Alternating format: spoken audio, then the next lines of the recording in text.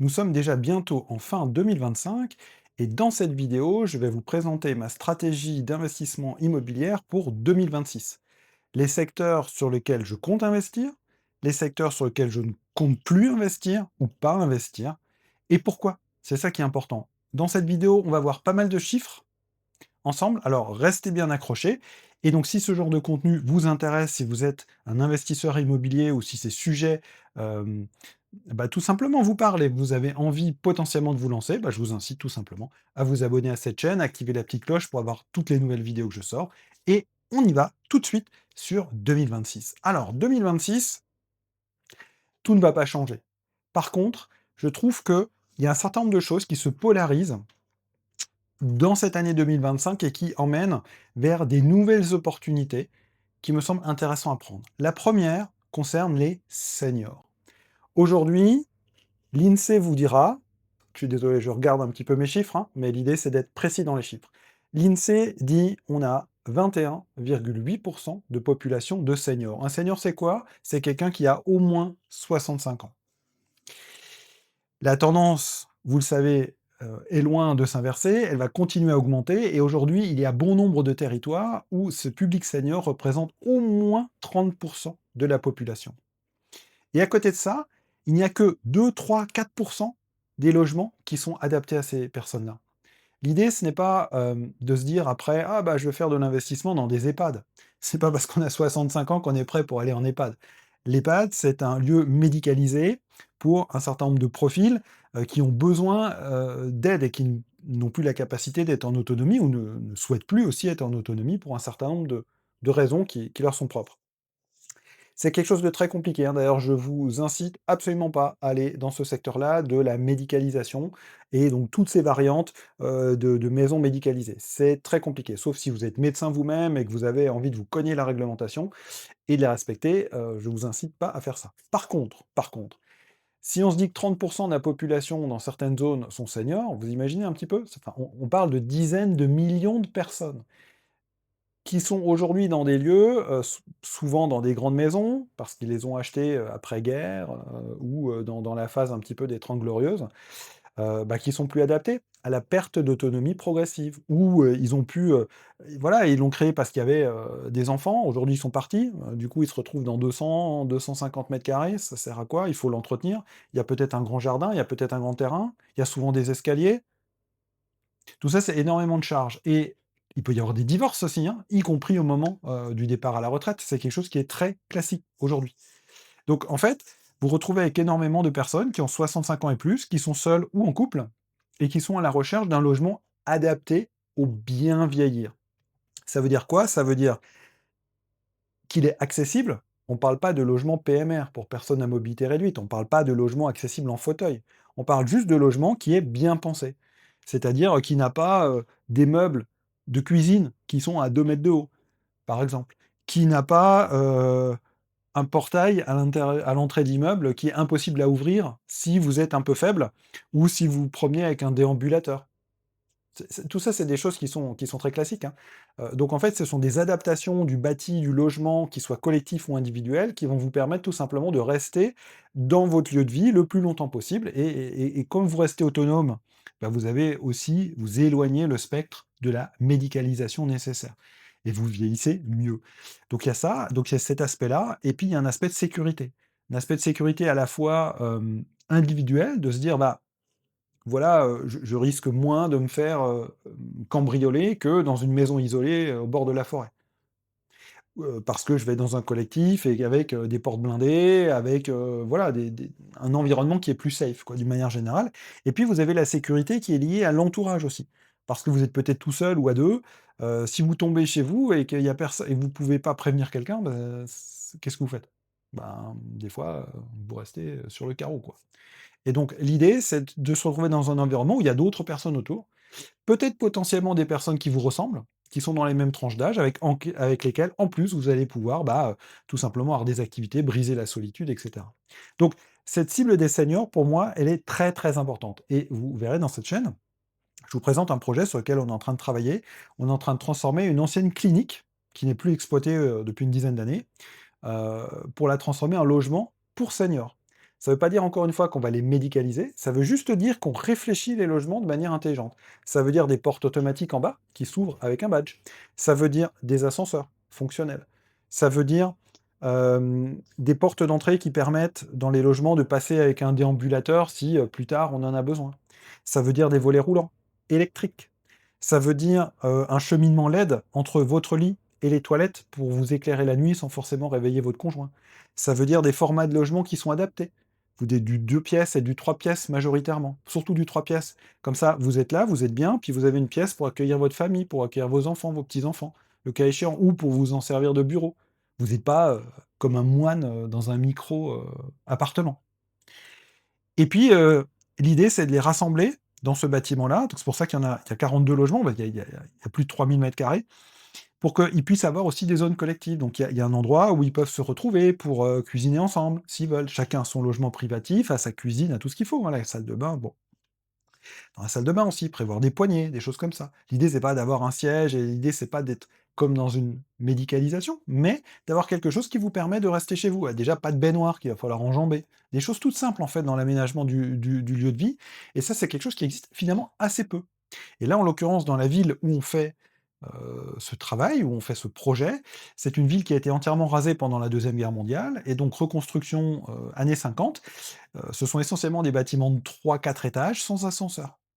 Donc si vous voulez être au centre-ville, bah, vous pouvez plus être quasiment dans un logement avec un ascenseur et donc bah, c'est compliqué. Donc qu'est-ce que vous faites? Ben, quand vous êtes âgé, bah, soit vous restez dans votre maison qui est en périphérie et vous prenez la voiture sans arrêt, soit vous êtes obligé d'acheter un logement neuf ou presque neuf, mais là aussi en périphérie, vous devez prendre les transports en commun, les voitures, et cetera. Alors que là, nous, on est positionné en centre-ville, donc vous êtes à 50 mètres de la boulangerie, vous êtes à 300 mètres de la mairie.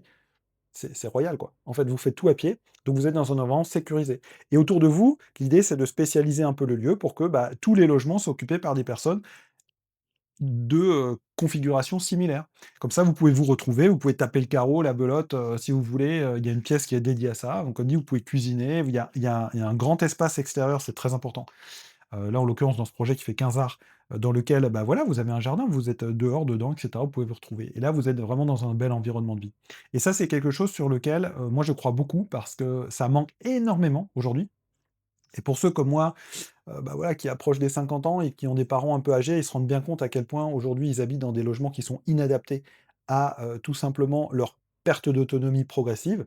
Et c'est quand même dommage parce que finalement ils se retrouvent dans des conditions qui sont très précaires jusqu'au dernier moment où ils sont obligés de basculer. Voilà, on va pas parler trop longtemps de ce sujet-là, je pourrais l'aborder dans une autre vidéo si vous le souhaitez. Mais donc pour moi, c'est vraiment, très important, l'immobilier senior parce qu'on est face à un tsunami démographique et qu'aujourd'hui, il n'y a pas de réponse, et qu'on est sur une projection longue, et que c'est intéressant parce que ce sont des gens qui sont en général précautionneux avec votre logement. Ça veut dire aussi que souvent, ils vont vendre un bien pour venir en location parce qu'ils ont plus envie de posséder un bien. En fait, l'intérêt, c'est que du coup, ils vendent, ils récupèrent une partie, peuvent la distribuer aux enfants, en partie, et ils ont un pécule qui leur permet, d'avoir une grosse, grosse visibilité sur leurs revenus à long terme. En plus, bon, ben, ils touchent la retraite, donc ils savent très bien, ils peuvent pas se faire licencier de la retraite. Même si la retraite, c'est pas fou. Bon, en tout cas pour ces générations-là, elle est encore correcte. Donc ça vous permet aussi d'avoir une espèce de sérénité. Alors bien sûr, il y a des impacts, hein, quand même en termes de locatifs, ce ne sont pas des gens que vous pouvez mettre dehors, vous ne pouvez pas les sortir. Si vous avez, une personne de plus de 65 ans, elle est protégée, au sens juridique du terme.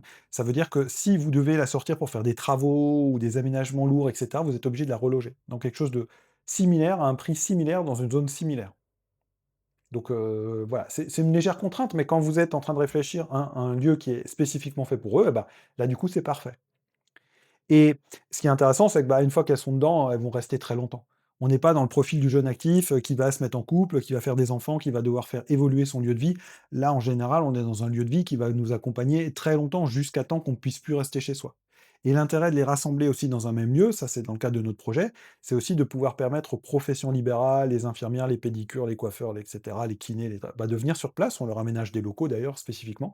Ils peuvent avoir, tout de suite, les 80 à 90 locataires directement chez eux. Donc voilà, c'est une approche intéressante. Mais pour vous, je vous encourage à regarder ça de près parce que finalement les aménagements du logement sont, assez minimes à faire, ça coûte à peu près rien et ça vous ouvre une clientèle qui est vraiment extrêmement intéressante, qui est fiable et qui est solvable et qui est prête à payer un peu plus que les autres pour avoir ce genre de lieux parce qu'ils sont extrêmement rares sur le marché.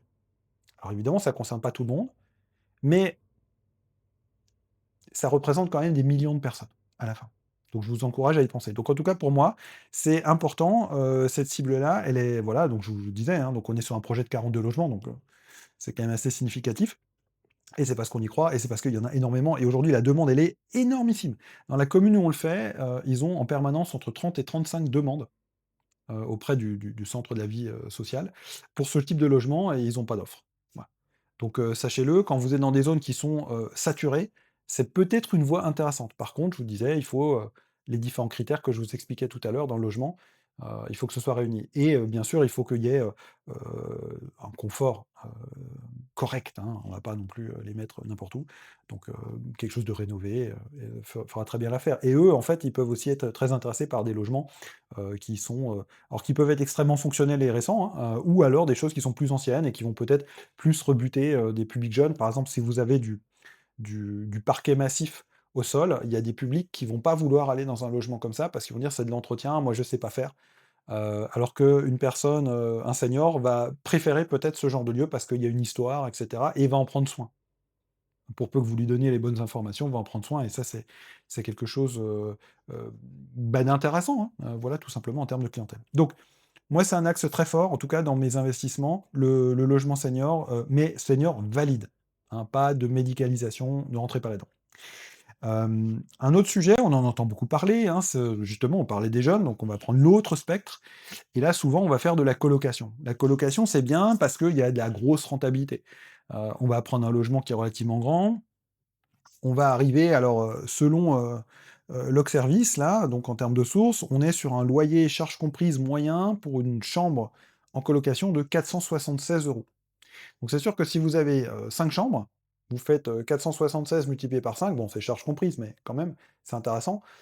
C'est sûr que ça fait des loyers importants et on se rend compte qu'en termes d'augmentation, c'est là où il y en a le plus parce que 6,2 d'augmentation en un an sur les loyers de colocation. Donc évidemment, c'est extrêmement attractif. Quand on se dit ça, j'ai trouvé un autre barème, qui s'appelle Okoro, pareil, qui sont allés regarder et là on était à 492. On voit qu'on est entre 450 et 500 € la chambre.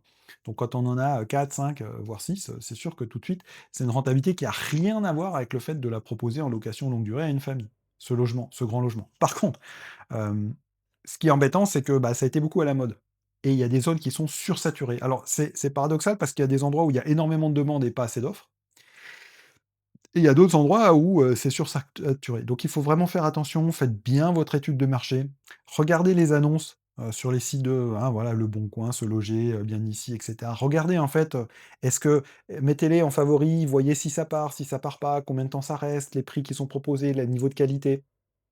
Parce qu'il y a eu, aussi, un travail qui a été fait, très important. Aujourd'hui, les colocations, c'est plus ce qu'il y avait il y a 20 ans, hein. Aujourd'hui, ça ressemble à des Airbnb, mais c'est de la coloc. C'est-à-dire qu'il y a eu aussi des investissements en travaux qui ont été importants, donc les loyers sont élevés, mais le coût d'acquisition de ces biens est potentiellement élevé, le coût des travaux est potentiellement élevé et le coût des emmerdements est extrêmement élevé. Ça, il faut bien l'avoir à l'esprit. C'est pour ça qu'une coloc, en général, on considère qu'il faut faire au moins 20 de rentabilité brute parce que, déjà, vous allez avoir énormément de rotation et vous allez avoir énormément de facteurs humains à gérer et de dégradation. Voilà, parce que, bah, parce qu'une coloc, quand même, souvent, c'est la fête, on va pas se mentir, et que bon, tout ça, ça va se le jour où les gens s'en vont, ça se ressent et vous avez des problèmes potentiellement de voisinage et tout. Ça veut pas dire que c'est systématique, mais ça veut dire que ça peut arriver et quoi qu'il arrive, vous avez toujours un ou l'autre, toujours des problématiques, sur la perception de ce qu'est, de ce que doit à quoi doit ressembler un frigo, à quoi doit ressembler, une cuisine, à quoi doit ressembler, je dirais le niveau de propreté global, du logement et là, vous confrontez des personnes qui sont pas forcément alignées et ça crée beaucoup d'ennuis. Donc c'est du travail à gérer, c'est rentable. Personnellement, moi j'y vais pas parce que justement la partie, colocation, facteur humain est tellement importante que ça prend ma bande passante et je considère que le temps que je vais y consacrer, ne correspond pas, en définitive à la rentabilité que j'obtiens en face. Voilà. Mais c'est un choix très personnel et c'est quelque chose sur lequel aujourd'hui il y a quand même beaucoup de demandes. Donc faites bien votre analyse et faites attention aussi à un point, c'est que quand, ça dépend de la taille du logement. Mais si le logement commence à devenir grand, vous allez le surspécialiser. Pourquoi? Parce qu'en général, on considère que pour une colocation, pour 2 chambres de colocation, il faut une salle de bain, une salle d'eau. Voilà, il faut une douche, en gros, pour 2 chambres. Parce que sinon, ça va devenir un peu crado, très, très vite. Donc vous allez vous retrouver potentiellement avec des appartements avec beaucoup de douches, beaucoup de salles d'eau, beaucoup de toilettes, donc ça coûte quand même cher à faire, parce qu'il y a tous les écoulements à penser. Des fois, techniquement, c'est un peu un casse-tête. Et puis derrière, si vous voulez vous en séparer, qu'est-ce que les gens vont faire dedans, quoi? Parce que moi, aujourd'hui, un appartement de 5 pièces dans lequel il y a 3 salles de bain, bah, ouais, je suis pas sûr que ce soit très liquide sur le marché. Donc il faut se méfier à ça, faites attention de faire juste ce qu'il faut pour que ce soit pertinent, pour pas que, bah, ça se transforme en porcherie, hein, on va pas se mentir. Pour que ce soit confortable pour les personnes, mais que d'un autre côté, ce soit pas trop surspécialisé. Donc c'est un peu pour ça aussi que j'y vais pas trop, parce que sinon, il peut, voilà, ça peut se retrouver, se transformer en piège, hein. Et si vous commencez à avoir la guerre entre les colocataires, hein, là, ça peut devenir la catastrophe. Et vous pouvez avoir un colocataire qui fait fuir tous les autres et du coup, vous avez pas du tout votre rentabilité parce qu'il y a une ou 2 chambres de pleines et puis toutes les autres, elles sont vides parce que personne ne les supporte. Il y a beaucoup de vacances, beaucoup de rotation et potentiellement de vacances locatives. Donc il faut faire attention, il faut le prendre en compte dans son business plan. Donc moi, en tout cas, j'en fais pas. Donc ma stratégie 2026, les seniors, oui, les colocations, non, clairement. Après, j'ai des amis, là, j'ai un ami qui vient de terminer une colocation de 7 personnes, elle s'est remplie en 2 secondes. Il est très content. Et beh, c'est extrêmement rentable, ben, tant mieux pour lui, j'ai envie de dire, mais en tout cas, moi, j'y vais pas. Ensuite, il y a un autre point, parce que là, on parle de l'immobilier plus d'habitation, mais il y a l'immobilier, je dirais, d'entreprise. Et dans l'immobilier d'entreprise, il y a quelque chose dont on parle assez peu, qui est l'univers du stockage. Et en fait, le self-stockage, clairement, quand on regarde les données disponibles, c'est vraiment le grand gagnant, de tout ça, de tout l'investissement immobilier et bah, alors c'est discret et défensif, mais en même temps, voilà, vous êtes tranquille, quoi. C'est un investissement qui est pas très, très lourd, au point de départ et là, j'ai quelques chiffres à vous donner qui sont quand même assez intéressants. Notamment de la FEDESA CBRE, voilà, je cite, en 2024, on avait, en Europe, 9 575 sites de self-stockage. Ça représente plus de 16 millions de mètres carrés de stockage, donc de self-stockage. On n'est pas en train de faire des hangars pour des entreprises, on est juste en train de faire des box, un peu à l'américaine, hein, comme dans les émissions, hein où ils ouvrent des box, ou simplement vous allez stocker. Pourquoi? Bah, parce qu'il y a aussi une évolution de la démographie. Il y a des gens qui se séparent, qui divorcent, et cetera ou qui vivent dans des logements de plus en plus petits et donc à un moment donné, qu'est-ce qu'on fait, quoi? On va remplir le garage quand on en a un, puis quand le garage est plein, qu'est-ce qu'on fait? Et donc on va finir par louer des surfaces qui sont il y a des surfaces des fois très petites, hein, de 4 m carrés et ça peut aller jusqu'à des très grandes surfaces. Il y a une offre qui est aujourd'hui, alors à la fois développée mais largement insuffisante par rapport à la demande. Et si on prend l'exemple de la France, c'est le numéro 2 en Europe. Pareil, donc selon les mêmes sources et donc on a, ça c'est intéressant aussi, donc dans ces centres de self-stockage, a priori, hein, de ce que disent, les études, on a, un taux d'occupation qui est d'environ 86. Ça veut dire qu'ils sont quasiment full en permanence et c'est en croissance annuelle de presque 6. Donc on est voilà et qui correspondent, encore une fois, hein, on divorce, on vit dans des logements plus petits et cetera. Tac, tac, tac, on a besoin de surface. Et donc ça, c'est une des réponses et j'avoue que c'est quelque chose que je regarde parce que, bah, finalement, les aménagements sont assez simples. Il y a des normes incendie, il y a des normes de sécurité, il y a de la vidéosurveillance à mettre, il y a du contrôle d'accès, mais fondamentalement, ça ressemble quand même à un hangar, divisé, quoi. Voilà. Donc, j'ai, un collègue investisseur là qui est spécialisé là-dedans et voilà, il en a fait sa spécialité et il en vit très, très bien. Il en vit très, très bien et du coup, vous n'avez pas les locataires qui vous appellent, comme dans une coloc, pour dire: «Ah, je suis pas d'accord parce que l'autre, il nettoie pas bien le frigo». Vous avez pas ça, hein. Voilà. Vous avez pas de risque, en fait, les gens sont là et puis une fois que vous avez signé le bail, ils repartent jamais. Vous avez quasiment pas de rotation et c'est tout en plein. Et donc là, les critères, c'est qu'effectivement, il faut que le local soit très facile d'accès, y compris avec des véhicules.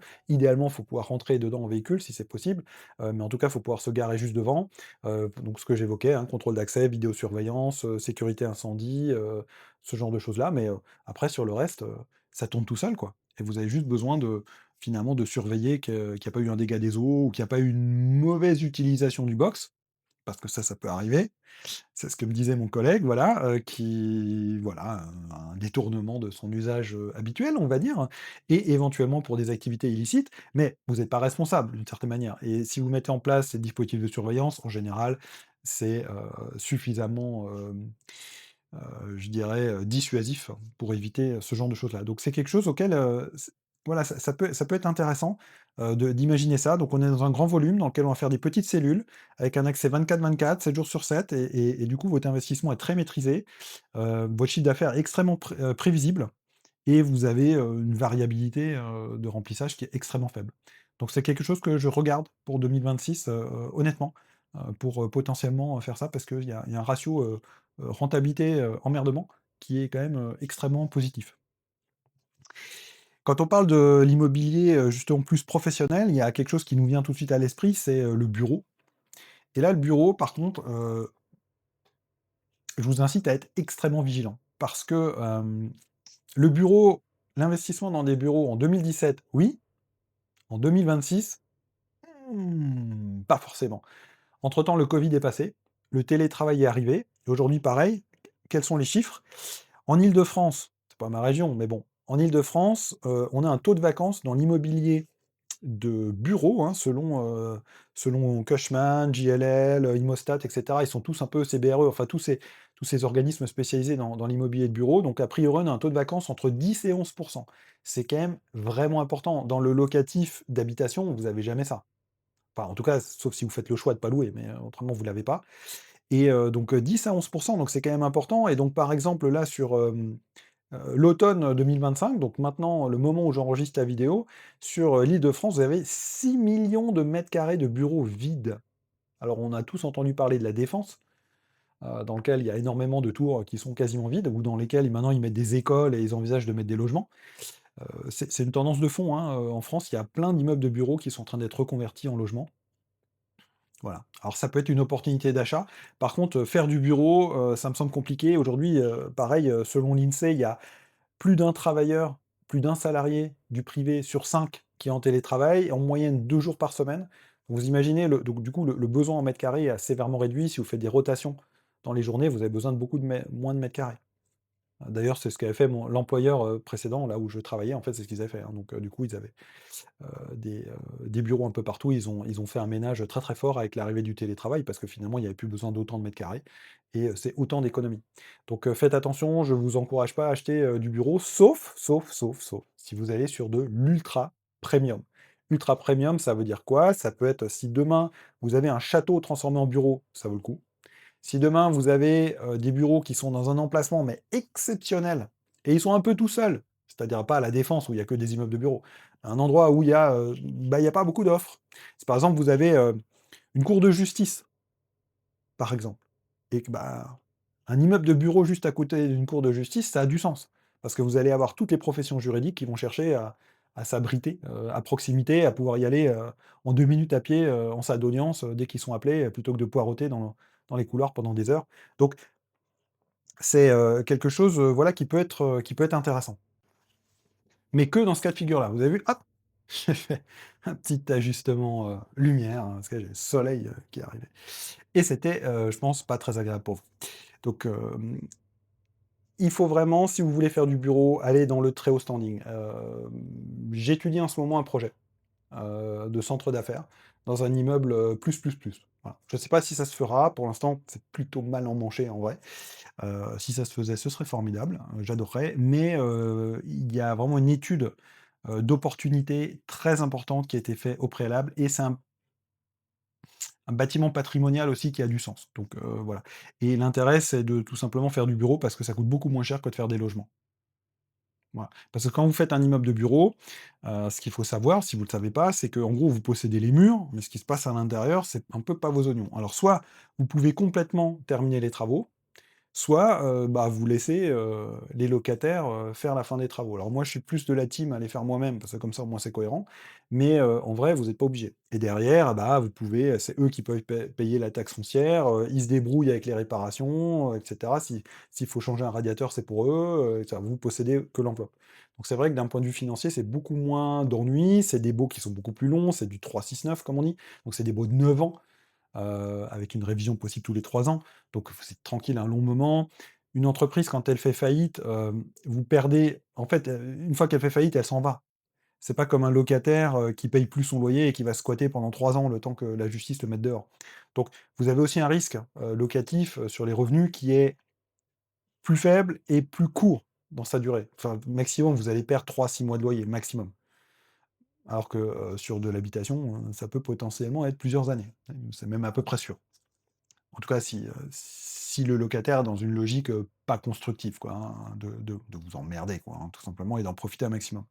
Donc, si vous faites du bureau, vraiment, pry only, comme on dit et moi, en tout cas, dans ma stratégie 2026, je mets cette option-là, potentiellement. J'ai visité un immeuble la semaine dernière d'ailleurs, mais celui-là, il correspondait pas parce que alors il était d'une excellente qualité, heu, dans un état, incroyable, extrêmement bon. Par contre, l'emplacement n'était pas bon et donc, la capacité à re-remplir cet immeuble qui a été laissé vacant, ça va être très compliqué, donc je préfère pas y aller, voilà, tout simplement. En fait, soit il y a une forte demande, une forte tension dans la zone et l'immeuble est très bien. Alors très bien, ça peut être un immeuble dégueulasse à rénover, hein, mais je veux dire très bien au sens, fondamentalement le bâti est intéressant. Soit il faut pas y aller, quoi, voilà et donc là, en l'occurrence, c'était un peu perdu au fin fond de nulle part et donc j'ai préféré, m'abstenir. Ensuite, un sujet, dont on parle beaucoup, c'est le meublé touristique. Donc là, on va revenir sur de l'habitat, mais on n'est pas sur de l'habitat longue durée, on est sur quelque chose de plus intermédiaire. Ma perception du marché, et c'est ma perception, c'est mon avis, vous pouvez ne pas être d'accord, n'hésitez pas à me le dire d'ailleurs en commentaire, ce sera toujours intéressant de partager, des points de vue, mais je considère que les super rentes, c'est un peu fini. C'est un peu fini parce qu'aujourd'hui, l'offre sur, du BNB et cetera, bah, elle est pléthorique. Il y a encore quelques années, les logements, qui étaient très bien rénovés sortaient vraiment du lot et se louaient facilement. Aujourd'hui, c'est un peu devenu la norme. Les logements dégueulasses, ils se louent juste plus, en fait, tout simplement, mais ceux-là, ils ont vocation à disparaître ou à être rénovés.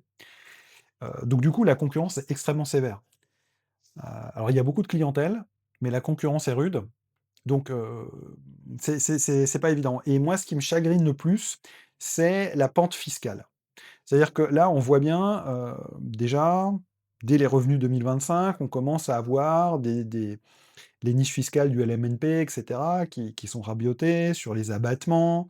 Si vous n'êtes pas classé, vous tombez à 30. Si vous êtes classé chambre d'hôte et cetera, vous êtes à 50. Mais enfin bon, on sent bien la pente descendante de on va raser cette niche fiscale à un moment donné parce qu'on aimerait bien récupérer des sous.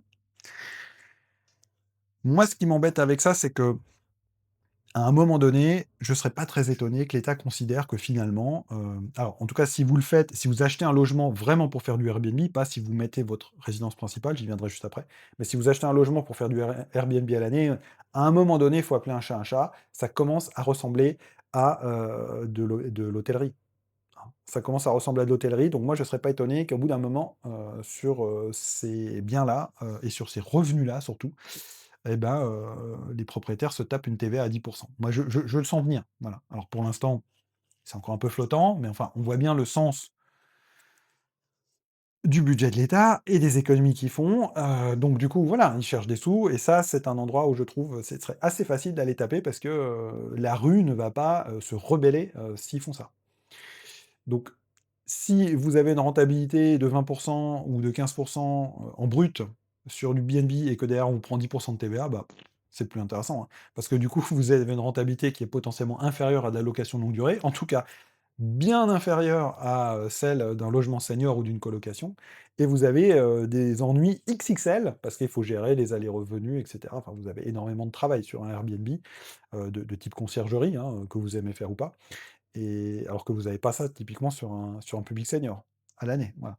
Donc, en définitive, je trouve que voilà, c'est un peu risqué. Donc c'est mon choix, c'est mon analyse.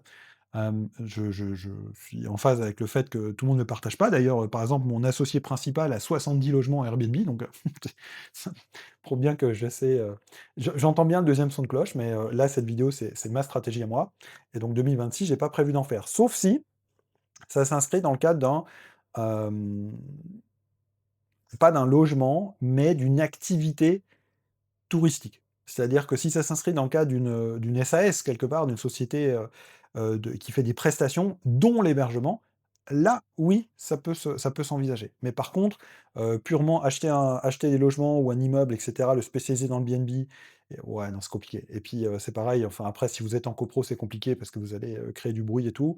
Et il y a un autre point aussi qui m'embête un peu, c'est qu'il commence à y avoir des notions de plus en plus autour de l'application du DPE. Donc pour l'instant, c'est plutôt pour ceux qui ont une résidence principale et qui la louent en B&B. On sent bien venir le truc, en fait, on sent la pente, on sent la glissade et comme moi, dans mes investissements, je me projette quand même à moyen long terme, je me dis: «Est-ce que dans 5 ans, ce sera encore confortable?» J'en suis pas sûr. En 2026, ça le sera encore, on va pas se mentir. En 2027 aussi, probablement. Bon, par contre, est-ce qu'en 2030, ce sera encore confortable? En 2035, est-ce que ce sera encore confortable? Ben, je personnellement, j'y crois pas. Donc je préfère, anticiper ça et aujourd'hui, on voit là, j'ai retrouvé, différentes sources,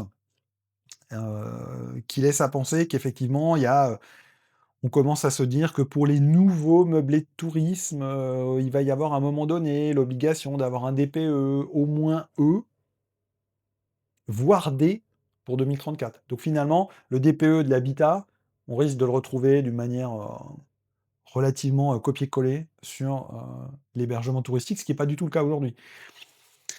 Voilà, c'est compliqué. Donc si vous le faites, dans un autre cadre, vous en avez plein et puis vous le faites dans le cadre d'une activité qui est adossée à du service, en tout cas pour moi, oui, ça a du sens et il y a 2 projets sur lesquels on travaille actuellement, qu'on essaie de monter, qui sont de ce type-là. Par contre, acheter du logement pur et dur, pour en faire du Airbnb, non. En fait, pour moi, il faut qu'il y ait une proposition de valeur qui soit différente autour, qu'il y ait quelque chose en plus. Alors je peux pas trop dévoiler là parce que c'est des projets qui sont un peu spéciaux. Mais en fait, la proposition de valeur, elle est pas dans l'hébergement. L'hébergement, c'est le côté one more thing, vous pouvez habiter sur place. Mais c'est autre chose, la proposition de valeur. Et là, du coup, ça a du sens pour moi. Donc, si je devais résumer, en tout cas, mon cap 2026 tel que je le perçois, moi, ce sera, focus à mort sur le public senior parce qu'il y a ce tsunami démographique et qu'il faut faire quelque chose parce qu'il y a vraiment une problématique d'offre hein, par rapport à une demande qui est considérable. Ça, c'est la première chose et qui va faire que grandir. L'immeuble de bureau, je regarde, mais uniquement sur du premium, plus et avec, quelque chose de très souple plutôt que de chercher quelqu'un qui va louer à l'année. Je suis plutôt une logique de centre d'affaires dans lequel on le loue, finalement on paye un espèce d'abonnement pour avoir accès et bah, quand, on en a besoin, on l'utilise, pour peu qu'on l'ait réservé et qu'il y ait suffisamment de disponibilité et donc plutôt par petite surface en fait, plutôt un peu, voilà, pour multiplier les clients, tout simplement et les potentiels, plutôt que de se dire: «Tiens, je vais prendre un immeuble de bureau, je vais louer à une entreprise et puis, j'espère qu'elle va rester là longtemps et qu'elle va continuer à tout me louer». Donc là-dessus, je suis pas. Airbnb, oui, uniquement si c'est, enfin, l'hébergement hôtelier touristique, uniquement si c'est adossé à une vraie activité et donc l'hébergement n'est finalement qu'un aspect du projet. Et donc il y a cette notion du self-stockage là sur lequel, je réfléchis, pas mal en tout cas, sur, ce genre de choses, comment, optimiser finalement des surfaces qui sont un peu à l'abandon, hem, dans quelque chose qui est utile. Alors ça rend pas milliardaire le self-stockage, par contre, c'est vraiment un niveau d'emmerdement qui est extrêmement faible. Donc c'est quelque chose qui se regarde dans un patrimoine immobilier, dans la construction de quelque chose de gros, bah, c'est peut-être une allocation, une poche d'investissement qui est pas déconnante et après donc j'évoquais la colocation, ça pour moi j'y vais pas et donc mes axes pour 2026 c'est ça, le senior, le self-stockage, le bureau, oui, si c'est du centre d'affaires et si c'est, un endroit premium et hem et voilà et l'hébergement touristique, seulement si c'est, lié à une autre activité, pour que ça puisse, vivre sa vie. J'espère que cette analyse vous aura intéressé, donc n'hésitez pas à me mettre en commentaire, en fait, hein, me dire: «Ouais, mais moi je suis pas d'accord», bah, alors les seniors, je suis pas sûr qu'il y a quelqu'un qui va dire que enfin, je après pourquoi pas, hein, mais dites-moi, hein, mais si vous pensez que c'est pas une bonne idée, et que vous avez plein de contre-exemples, n'hésitez pas à me dire. Après sur le reste, bien sûr, il y a des gens qui vont être plus fans du Airbnb, qui pensent que non, mais voilà.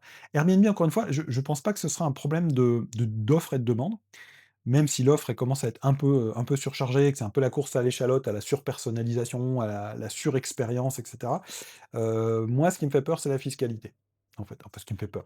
Ce qui m'incite à pas, mettre trop d'énergie là-dedans, c'est la fiscalité. Maintenant, si vous dites: «Je vais faire ça pendant 3 ans ou 4 ans, puis de toute façon, j'ai perspective de revendre derrière», bah, à la limite, J'ai envie de dire, oui. Moi, je suis pas tellement dans ce genre d'optique-là. Je cherche aussi des projets qui sont plus gros, donc bah, si je fais un projet gros de ce type-là, c'est pour le garder un certain temps. Hem, donc bah, ça correspond pas à mon horizon d'investissement et ça, c'est quelque chose d'important à prendre dans votre balance quand vous réfléchirez à votre propre stratégie pour 2026. Qu'est-ce que vous allez chercher? Qu'est-ce que vous cherchez comme type de projet? Réfléchissez aussi bien fort à votre horizon d'investissement. Parce que si c'est, 3 ans ou si c'est, 10 ans ou si c'est 20 ans, évidemment, c'est pas du tout la même chose ou si c'est même, une logique, de transmission patrimoniale, c'est pas la même chose. Faites quand même attention, parce que sur la logique de transmission patrimoniale, aujourd'hui, la législation commence à bouger et pas dans le bon sens pour nous. Donc, faites gaffe avec ça aussi, anticipez-le, hein. Voilà, c'est pas l'objet de cette vidéo et je suis pas du tout expert du sujet, il y a plein de vidéos sur YouTube là-dessus. Mais n'hésitez pas aussi à un peu vous renseigner ça pour anticiper votre montage général, de, votre structuration de patrimoine.